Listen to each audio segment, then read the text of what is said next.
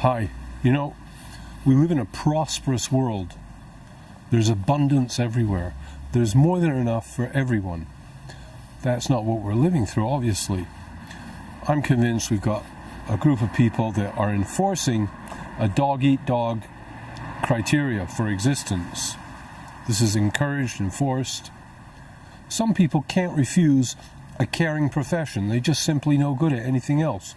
All they can do is help another, which is actually the true core of all of us. None of us can really help ourselves. We can only help other people. A strange kind of truism. Just as it's easier to give love than to receive it. But we live in a world where we could all live in peace and harmony. But we've got some baddies at the helm. It's just ringing true more and more. It's just so bad. Well, on a news front, Israel fired a missile or something at a Syrian military post because they had received fire on a military vehicle in Israel, in the Golan Heights, which is occupied Syrian territory. So, something was done intentionally, we know that.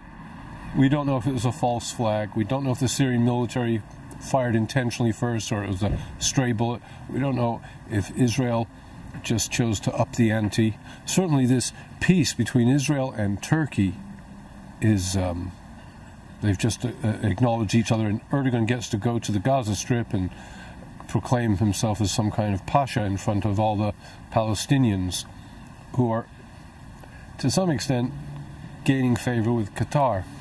It is very complicated because Iran clearly has a big say in that area too.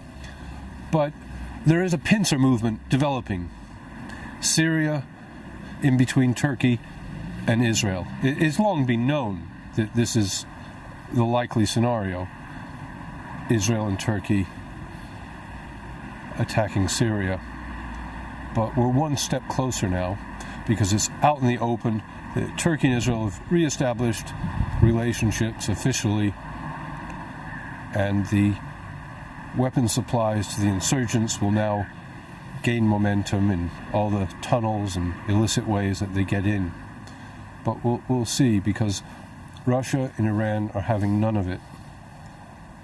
Russia and China just had this mega meeting between each other, and after Cyprus, it must have pushed Russia right into Chinese arms.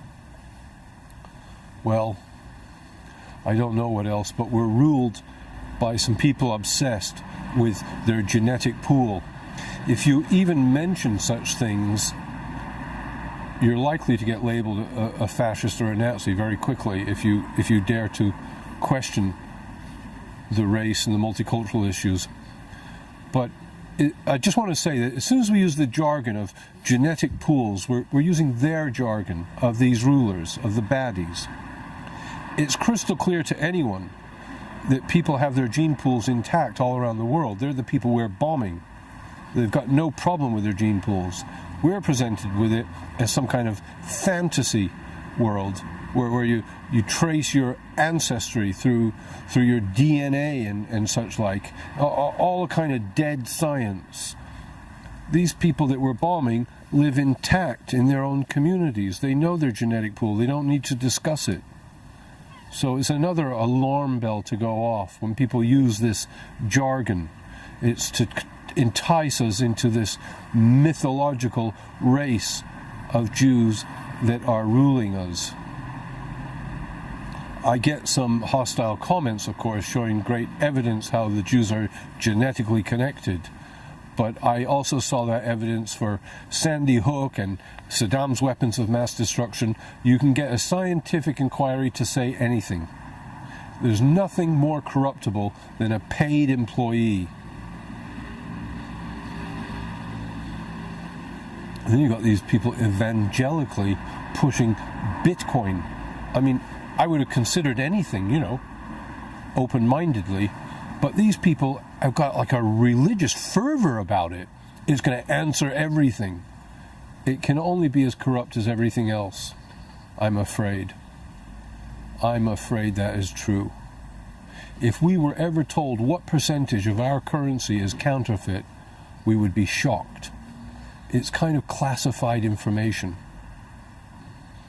The whole thing is corrupt.